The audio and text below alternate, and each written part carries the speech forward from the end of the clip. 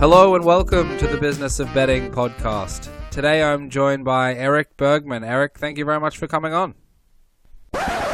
Before we get into this episode, make sure you follow us on Twitter @BettingPod and check out the website businessofbetting.com.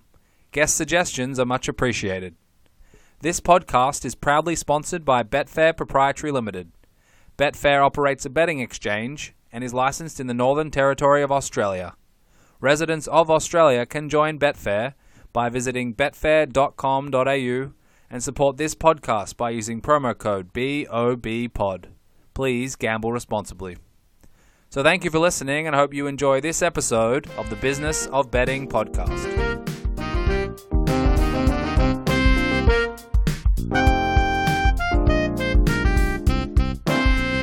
Today I'm joined by Erik Bergman. Erik, thank you very much for coming on. Thank you very much for having me, Jake. I'm happy to be here. Erik, you're the Swedish founder of Catena Media, and things have changed for you in the last couple of years. But before we get to that, do you want to just start with your background for those listeners who aren't aware of your past? Yeah, sure. So whenever I talk about my past, I like to start from the very beginning. So when I was a kid, I was the one playing with Legos all the time. I was building stuff. I was trying to stop the stream with sticks and leaves and whatnot. And I just loved building things. And that kept on going with me through school and through everything else. And through whenever I could, I started building things. And then I started building companies. And that's how I got started, basically. So I started building what became Catena Media, more or less during school. At least the first year after school, so I was 19 years old or something. And that company grew to be a stock-listed company on the stock exchange in Stockholm in 2016. So it's been a fun journey up until there. So, yeah, let's go back before Catena. When you were studying, high school, university, what were you focusing on? What was your skill set? What type of tools did you have that were obviously helpful in building a company? I think the first and foremost was just a passion of building things. I don't know if I was super talented at anything. I wasn't the best kid in school. I was passionately curious, so I wanted to learn all things all the time. I was one of these kids who didn't raise my hand, but instead just spoke out loud, which wasn't always a good thing, but it's a good entrepreneurial skill, I guess. So the first business we did was, the first thing we did was we tried to create a company that was supposed to print on underwear. You can write anything on the elastics, the top of boxer shorts. You could write. You should be able to print whatever you wanted to, and if that was "I am the king" or "single" or 10 inches or whatever you wanted to put there, you were supposed to put there. And yeah, how well do you think this business idea turned out? Well, probably not great, but I'm not sure. It lasted for about 2 weeks. So we never even got to a company with it. So, well, I guess one of the skill sets I learned was try things and fail fast. Yep. So we're gonna talk about the affiliate business largely today, and I want to go back to the start of Catena. What was the plan? Did you have a plan at that time, or were you just, like you mentioned, just starting to build stuff and see what stuck? So the plan was basically survival. That's how we got there. The first real company we built was a web design agency focusing on small companies in my hometown in Sweden. So we helped hairdressers, we helped a printing shop, we helped some shoe stores to kind of set up their first websites. And we couldn't make a living out of it. It was a shitty business model, shitty idea. It's really hard to make business with small business owners because they hold their money very hard and they have a lot of demands. So we learned that the hard way. And we just basically needed a way to pay the bills. So we started doing affiliate sites with the time we had that wasn't with customers.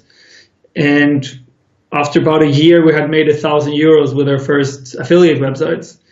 And it turned out like, hey, maybe this is where we should focus our time. If we can make €1,000 just having fun with this, playing around, not needing to deal with sales and talking to clients and having people who don't want to pay or whatnot. We could just do that. So it was more by accident than by choice, actually. Had you had any exposure to the gaming industry or casinos, online casinos, or any other type of gambling?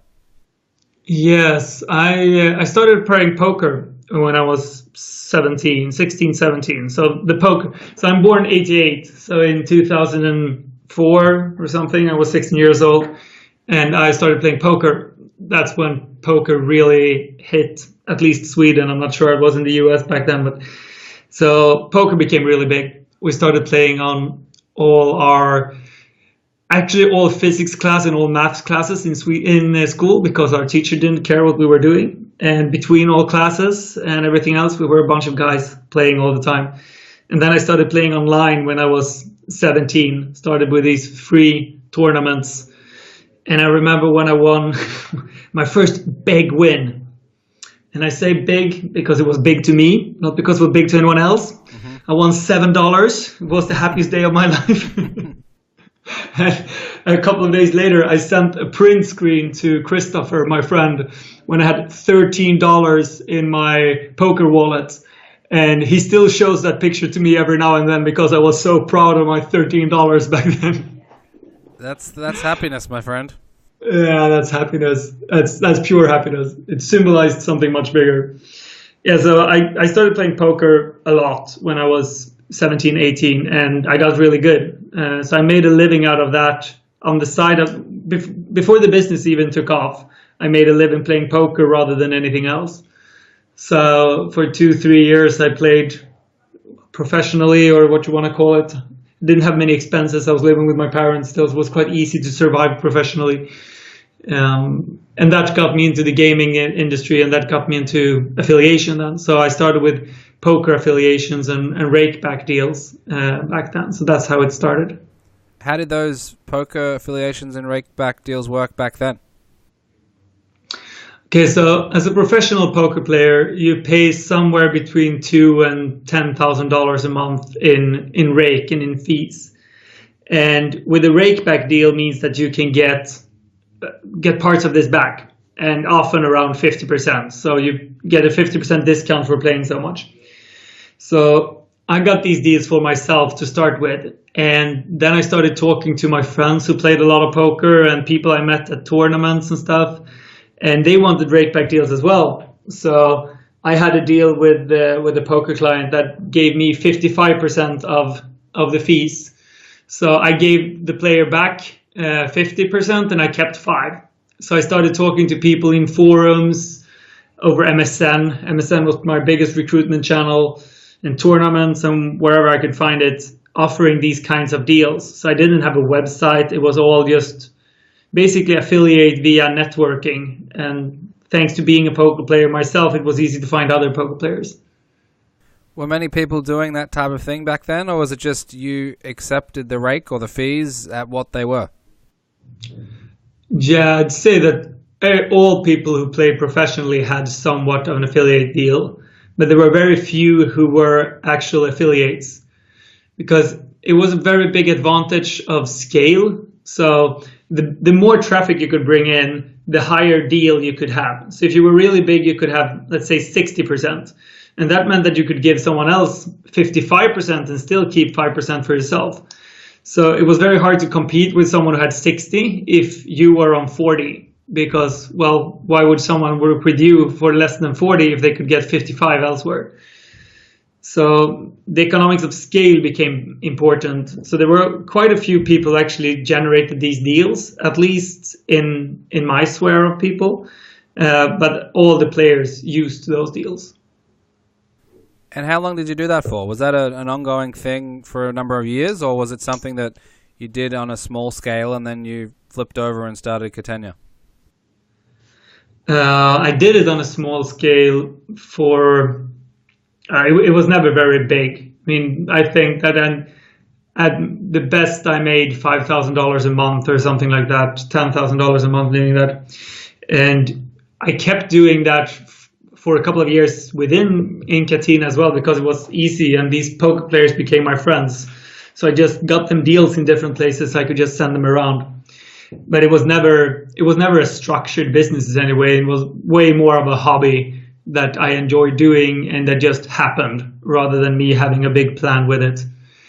So Catena, but it was the same thing with Catena. For the first 3 years, that was a hobby. We just built these affiliate sites, played around with it, learned from it.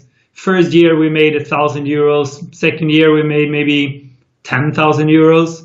And third year maybe €30,000 or something. So it wasn't, and that split two ways. So it took some time before it became a business. So take me through what you were actually doing in those, let's say, the first 3 years, where you might have had 50,000, euros or $50,000 in revenues. What, at a very basic level, is the affiliate business that you created? So the first website we created that kind of took off, that turned us into a company, was called provabingo.se, which means try bingo in Swedish. So it was a Swedish website. We started this in 2007, I think, maybe 2008. And basically what we did was that we copied whatever other bingo affiliate sites out there were doing. We created a list of the bonuses you can find. We did the SEO research, like, okay, Swedish bingo websites are something they're looking for. New bingo bonuses was something people were looking for. So we wrote content about this. We found affiliate deals. We put them in there. And we started doing whatever we could to get links to these sites. So links help out a lot for the SEO and makes basically the website that has the best links to it will be the one that ranks highest up in Google. So Google counts links as votes in a sense. So we had this website, but we had no links and no idea how to get them. So once again, I went into networking mode on forums and stuff using a similar mindset as I had with affiliation. I actually haven't thought about it as those things being very connected until this very moment. But basically the same way I did for getting these poker rakeback deals to people, I did to find people who had websites and could link to us. So we traded links with we link to you if you link to us. I wrote guest blog posts on their blogs about affiliation or things like that. And in a sense, that's also what I'm doing right now, doing a podcast here, and I can be able to talk about my stuff doing so. So it's, at the end of the day, it's all about, well, it's not, a big part about it is about networking. Yeah, absolutely. That makes sense. And when you're building Try Lotto, do you decide to build 5 different versions or 10 or 20, or how does it evolve from more than one site to a number of different sites? For a long time, it was only one site. And then we went from one site to a lot of sites very quickly. So back then, the domain name was very, very important. So Try Bingo wasn't a very good domain name because people didn't really look to try bingo. It would have been much better to have the bingo name bingosites.se, for example, or bingobonus.se. So when we realized this, that the name was so important, we started probably 15 clones of our first website within a couple of months. That was very, very niche towards a specific keyword. So it was, for example, Swedish bingosites.se or bingo with no deposit.se. So the Swedish equivalents of these, and made them very, very simple. Everything used the same WordPress template. They looked very much alike. There was some difference in colors and stuff, but they all had this very specific niche that they were going for, a narrow keyword range. So I want to talk a little bit about SEO. It sounds like that's an important part of it, and it's a part that a lot of people probably don't know a lot about behind the wall, what actually happens. I think a lot of people can probably buy a domain name and set up a WordPress, but there's obviously critical components to it that they're not aware of. Take us through your approach to SEO, if you don't mind.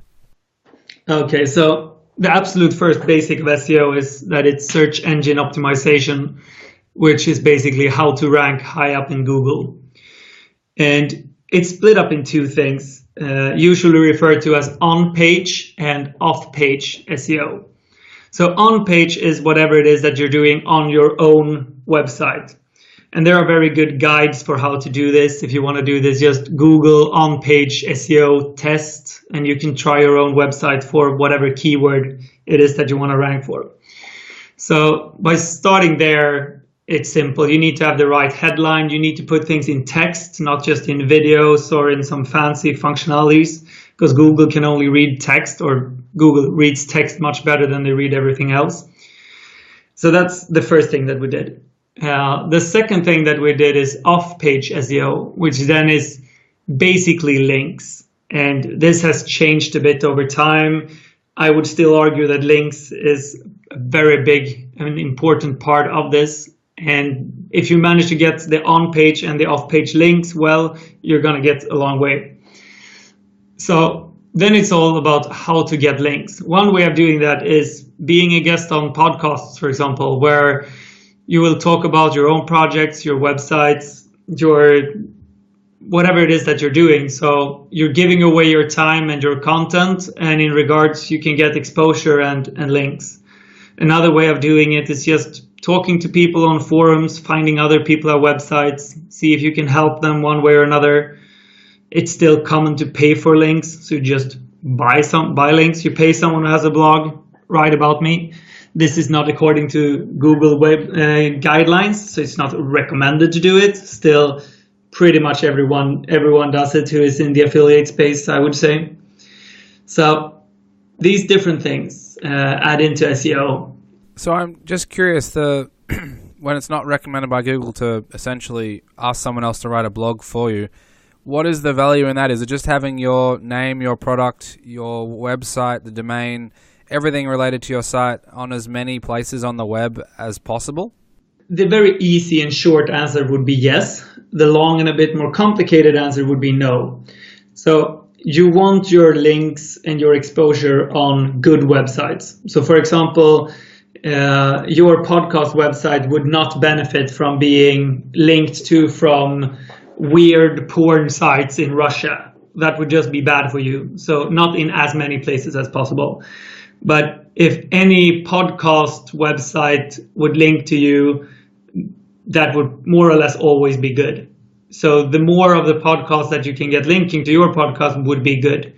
The bigger the podcasts and the better, the higher ranking they already are in Google, the more is one of those links worth to you. So if you would get a link from Tim Ferriss' show and his website, that would be worth more than probably 100 or even 1,000 links from smaller podcasts. But obviously it's equally hard to get that one, probably 100 or 1,000 times harder to get on that one. So you essentially need a good network of links and references and mentions all across good websites or good domains across the web. Is that fair to say? Yeah, the tougher the keyword you want to rank for, the more exposure and authority from other sites you will need. So if you want to rank on a keyword like sports betting podcast, it's probably quite easy because there aren't that many podcasts out there about sports betting, or at least the betting industry podcast, which is even a smaller niche. However, if you would want to rank for just podcast, that's going to be really, really hard because you're going to compete with iTunes, for example.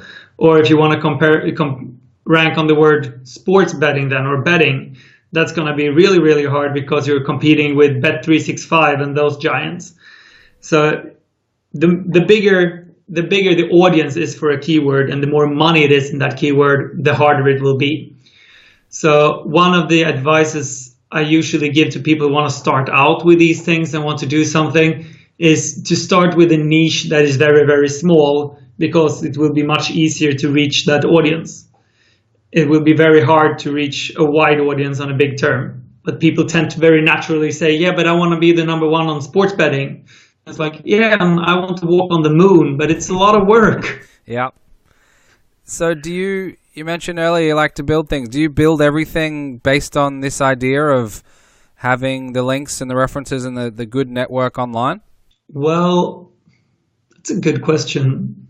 When I say build things, I mean build everything in my life, from relationships to Lego to everything else. And I don't have much networking in my Lego skills, so it doesn't apply to everything. But it's definitely a big part of any online project I would do, has a strong connection to networking and SEO with it. And I think I'm passionate about SEO because whatever you do gets measurable results in a sense. You're always on a top list. The rankings is a top list. You can see if you're climbing or if you're still in the same spot. So I'm attracted to that way of working where I can see I'm competing against an algorithm and I'm competing against other people trying to beat the same algorithm, so which is Google's search result. So doing that and having networking as an essential part of that is something that's very appealing to me. So I'm keeping that involved with whatever I'm doing. So take me through your conversations with bookmakers or casinos or lottos or whoever it might be. What type of things do you talk to them about? Is it a very short conversation and they give you a code or they give you something to put on your site that links back to them, or is it pretty complicated and there's in-depth discussions and you really have a decent strategy in place to try and drive traffic their way? Most of the time, it's a very simple conversation. It's actually a very good question because it's probably very unclear to most people how that would work. But the thing is that all of the betting companies have already structures in place to work with affiliates and partners. So it's not like you need to sell them something or have a long process to get to be a partner. You can actually just sign up, more or less agree to terms and conditions, and pretty much everyone is accepted. And it's very easy to get started. So unless you want to have a long conversation with them and want to talk a lot about things, you don't even need to talk to them at all. They will just approve you and you can start marketing.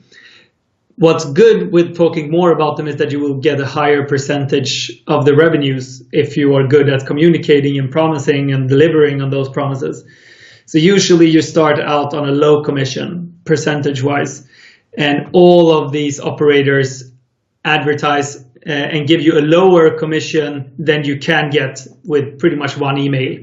So you can start out on 20%, and if you just send them one email and say, hey, I want this, they will give you 30% from day one. It's just how the business works. It's like buying something on the streets in Thailand. The first price they give you is never the last price. And it's very easy to get that one lowered. And that's pretty much how the structure is with the gaming company. So I highly recommend anyone who wants to do this to just set up an account, get started, but also negotiate at least a little bit. Because even if you don't think you have any negotiation power, you do. So take us through some of the different commercial models that you've seen. Is it all pretty simple and it's a fixed fee, or is it revenue shares, or what are the different approaches that are taken across the industry? I think that what's most unique with the betting industry is the revenue share model, which is very rare elsewhere because you actually get a commission on a player on a lifetime basis.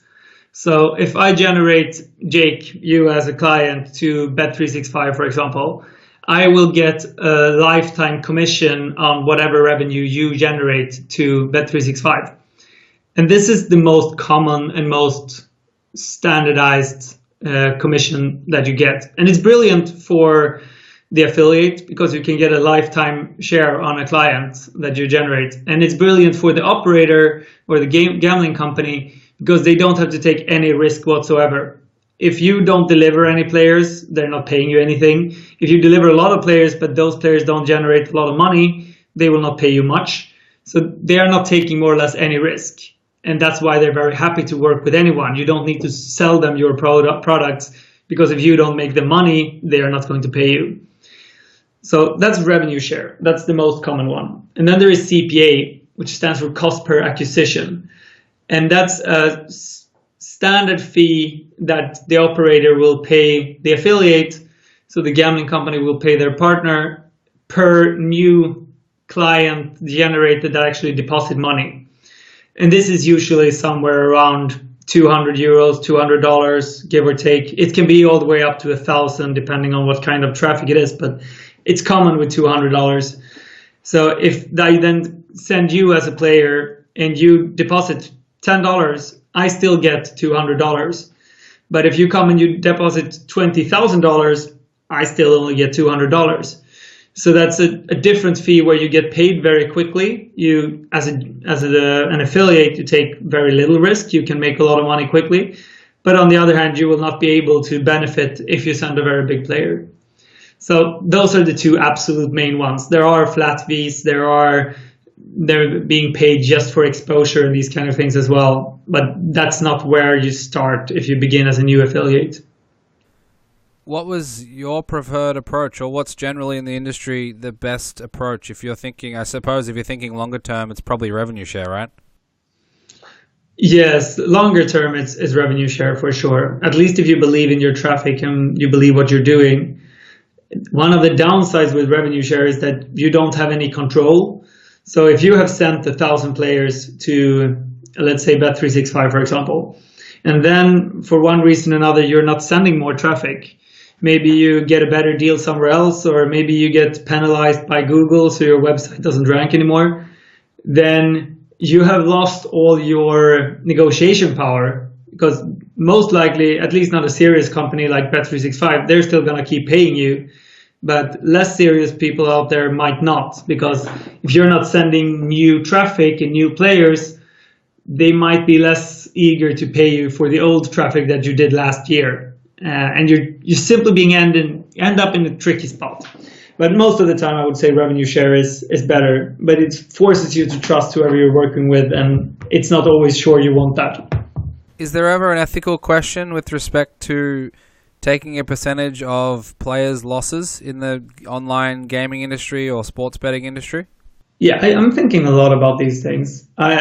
If I was in charge, I would not let the gaming industry exist. There's definitely an ethical aspect of it, and it creates a lot of harm out there. But now it does exist, and you could argue that it's everyone's free will. Most people can deal with this in a good way. Most people play for a couple of €100 or dollars per month rather than anything else, and probably 98%, or I'm just throwing a number out there, does not have a problem, and 2% does. So it's tricky to deal with all these things. I definitely think a lot about it, and it disturbs me in a sense. I would probably, if it wasn't for the fact that I just ended up in this industry, I loved poker, I loved all the things doing it, I learned so much about it, and I feel that I'm good at it, and I want to make a difference from doing so, I would be in another industry just because of the ethical aspects. Yeah, and I don't think it's as simple as that either. I think obviously with the rake back, it sounds like you're helping every player to regain a percentage of the rake fees that they're paying, and then other instances, you know, if it's a fixed fee amount, you're not necessarily benefiting from someone losing. You could probably hope that they win lots of money from Bet365 if you're getting a fixed fee to send them there, but then there's obviously certain circumstances where you're benefiting from player losses. But on the flip side of that, what are the main benefits as an affiliate that, you know, your customers that are coming to your website are going to see or benefit from? Is there a long list of things that it makes it beneficial for them to come to your site as well? So at the moment, I don't have any affiliate websites generating revenues, but Catena Media, where the company that we spoke about before, has a lot of them. And the biggest one is called askgamblers.com. And one of the main things with Ask Gamblers is that it's kind of a customer support for all casinos in one place. So if you are having a problem and you feel mistreated, we have more or less a jury system, or whatever you want to call it, where you can send in your case to us. Like, okay, this gambling company told me I was going to get this bonus and I didn't. Or I won a lot of money, but now they won't pay me. So a situation like that. And then they send us print screens and they send us the terms and conditions and all of these things. And then we have people who are looking at this, and we will then do, judge it from our end and say, do we believe that the player is right or the gambling company is right? And if we think that the gambling company is wrong and the player is right, we bring this up with the gambling company, and they are then asked to send in their evidence, and we will look at it both ways.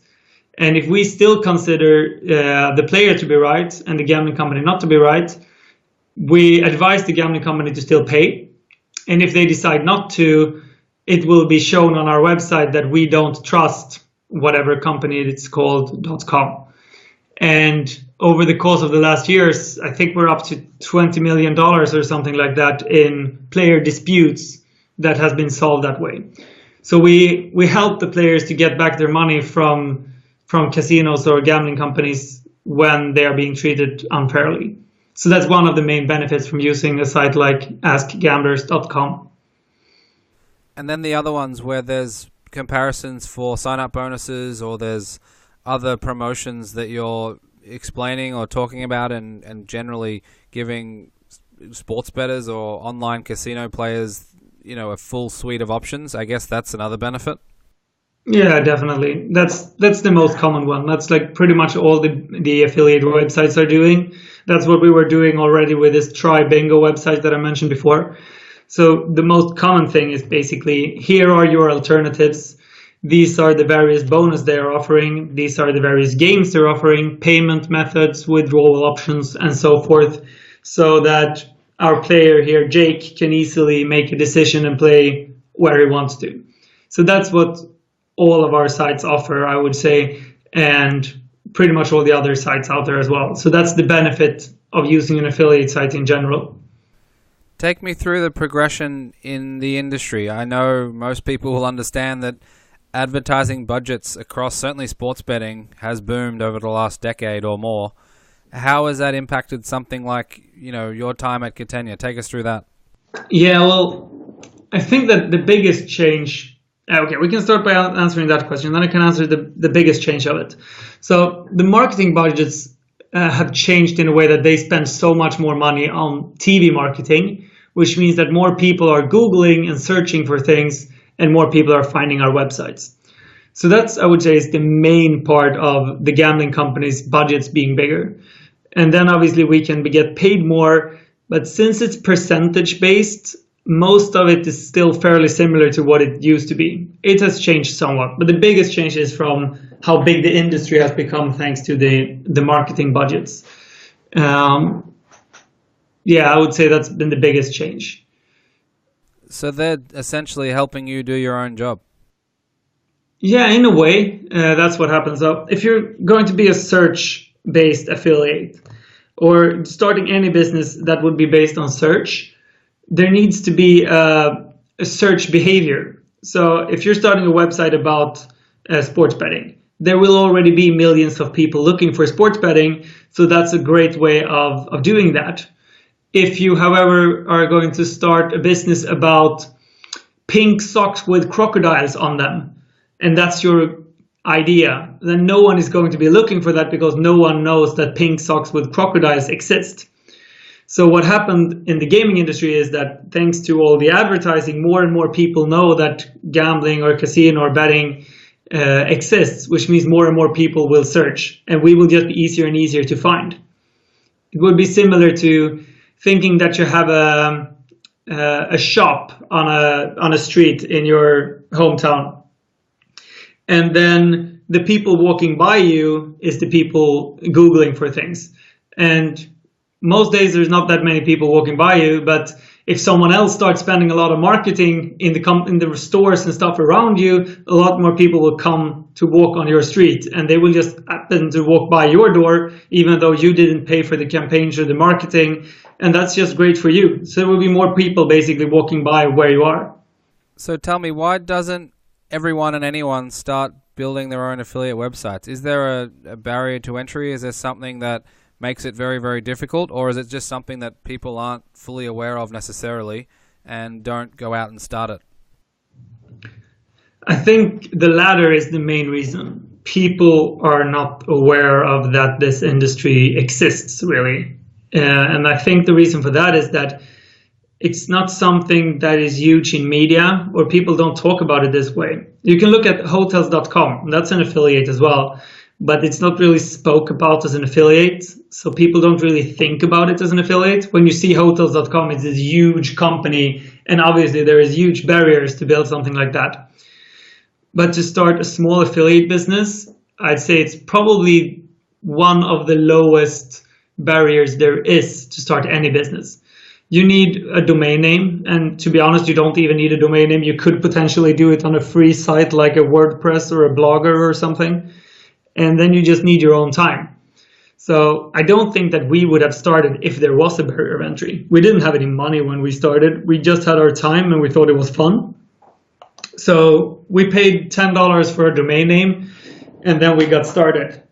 So then there is this time, knowledge, and perseverance. And you need a lot more perseverance today than you did 10 years ago when I started, because it's obviously more competition. A lot more people have started now than back then. But it's still a fairly, if I would choose any industry to get in today, I would still choose affiliation, because it's brilliant. It's very low barrier of entry and still a very big upside. And someone else does most of the job. And with that, I mean that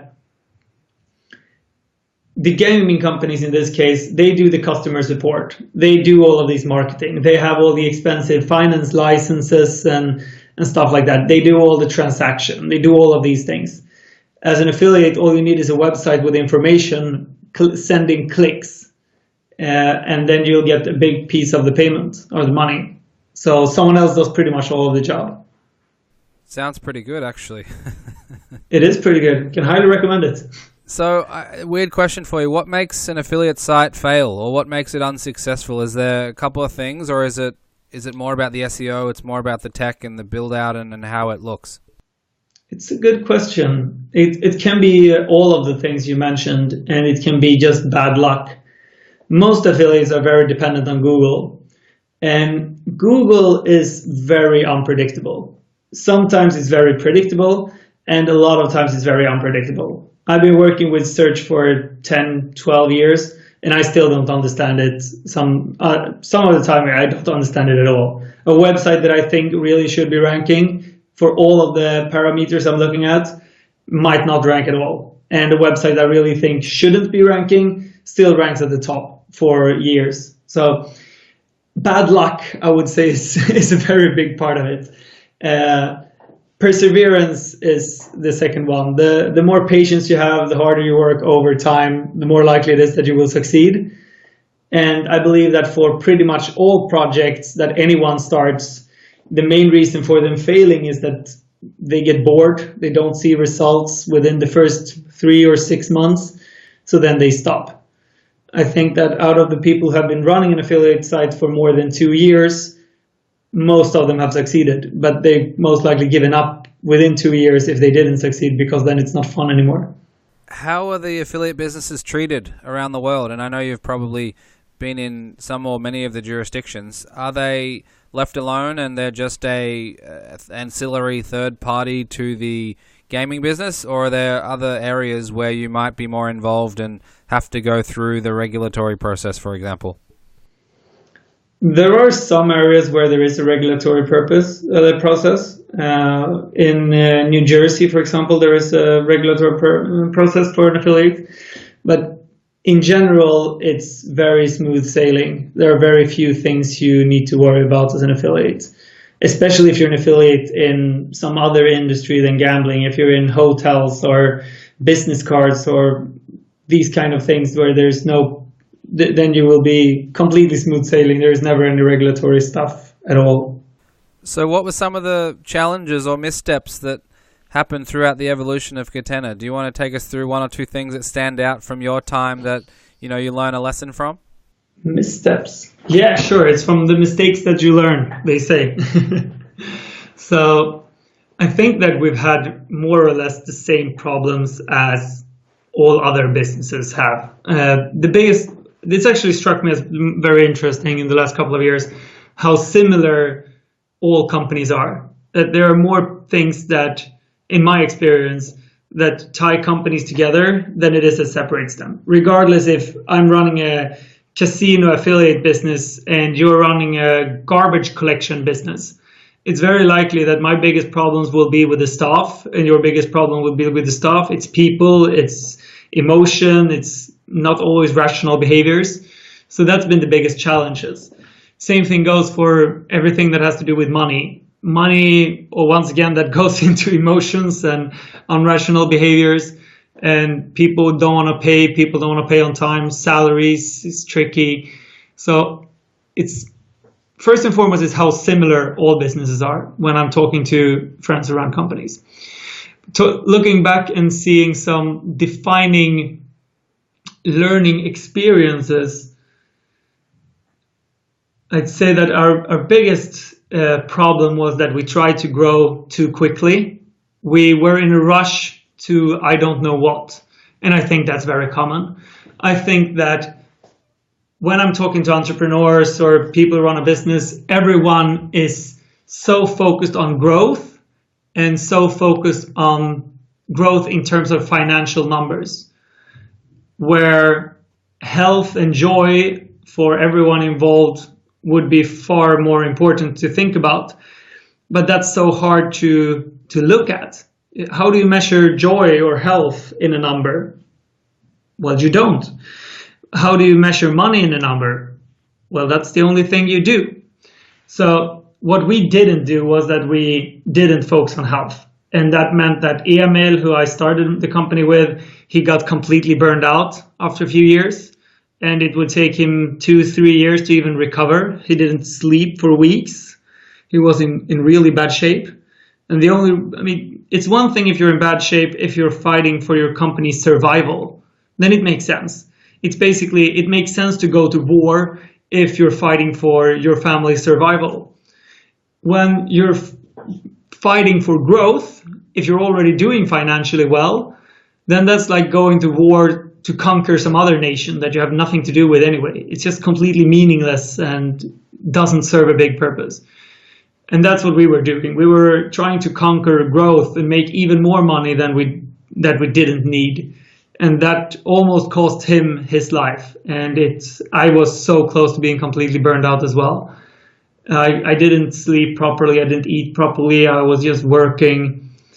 And whenever I was outside of the office and people asked me about work, I started crying. I was so tired for a few years there. I remember when my parents called me and asked, like, okay, Erik, how are you? We're worried. And my answer was like, I'm bad. I really don't want to talk about it. And at this stage, our company was making hundreds of thousands of euros in profit each month, and we were only chasing growth for no other purpose than our own egos or bigger wallets or whatever it was. And we put our health at stake to make that happen. So yeah, I would say that's the biggest mistake we did. Push ourselves too hard. And sure, financially it turned out well. Health-wise, not so much. And we might have to pay that bill sometime in the future and, I don't know, get a heart attack earlier than we would have done otherwise. I don't know. Well, hopefully not. And it might be a good time now to talk about great.com and maybe tell us why you started it and how it sort of started out for you. Yeah, it's a good shift. Well done, host. So 2 years ago, roughly, I left Catena Media. So I haven't been involved in the company since then. I'm still a shareholder. I'm still involved in some minor things, but more or less nothing. And the main reason was that I stopped loving it. And that came from working too hard, getting too far away from the actual process of building things, which got me there, and too much into investors and politics. So stepping away from it, I actually got quite depressed. I didn't know what I wanted to do now. I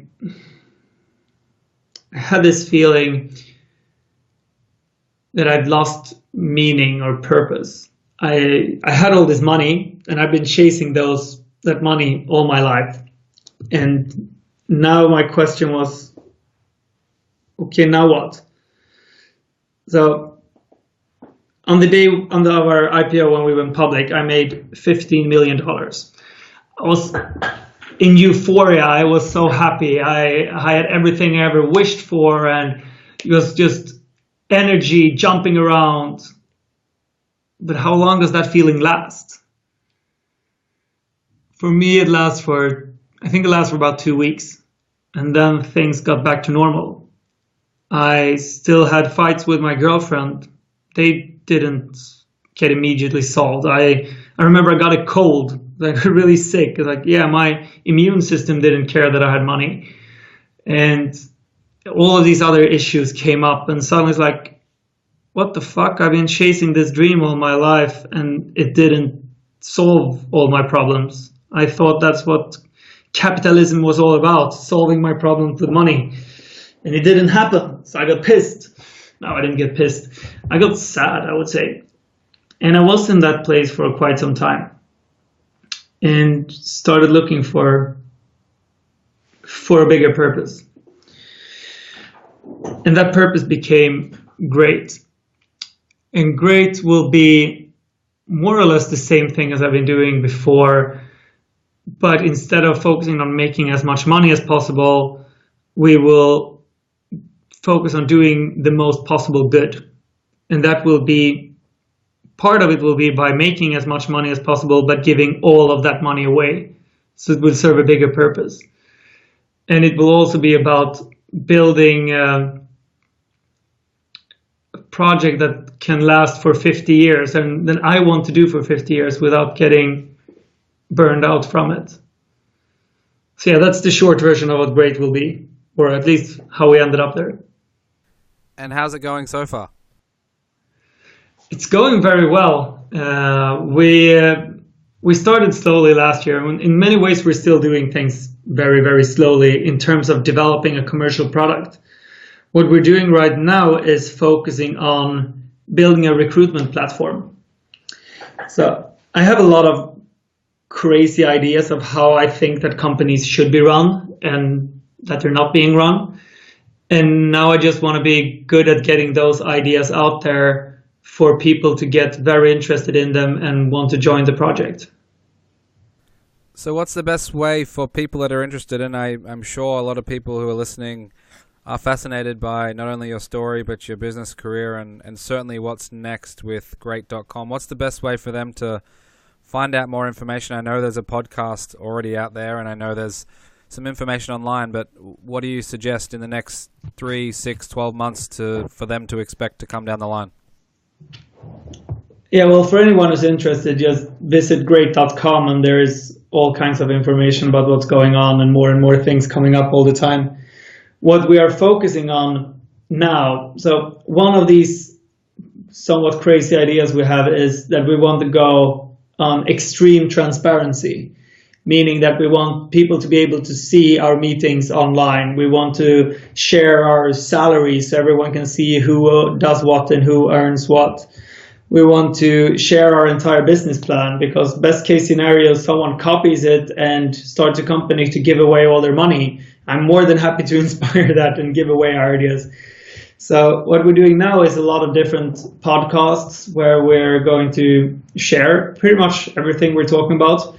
Our last podcast call was about what titles we will use in the company and why we will use those titles, what salaries everyone earns, and how we will deal with social security fees and stuff in different countries, because it's very, very different how much you need to pay someone for a certain salary in Sweden and how much you need to pay someone in, for example, the US, where the systems are completely different. So all of these kind of information is something that we're looking to share and hopefully be able to inspire other organizations to do similar things. Sounds very, very interesting. I'm looking forward to tracking the progress as it comes. So one last question for you, Erik. How do you look back on your last, let's say, 15 years working, in many different businesses? I'm sure of some very interesting stuff, and I'm sure some very stressful stuff. What's the overwhelming emotion or thought or feeling that comes to mind for you? Wow, that's a good question. I need to sit with that one for a few seconds. Is that okay? Of course, yeah, of course.